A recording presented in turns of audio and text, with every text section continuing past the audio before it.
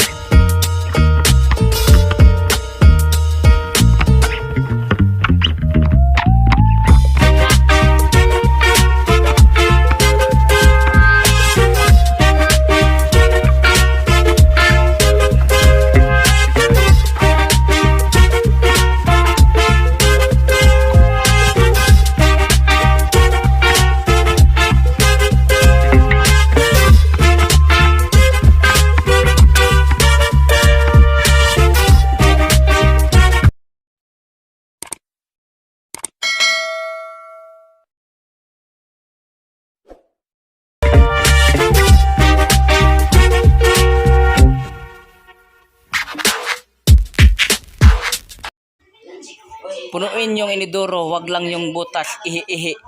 Ganito ako magkabit mga katip.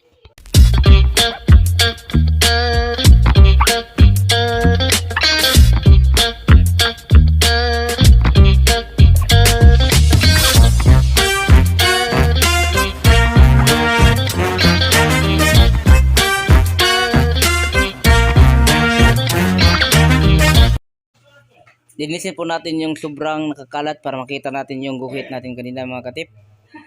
Para lalapat yung ating inidoro sa tiles. Yan mga katip.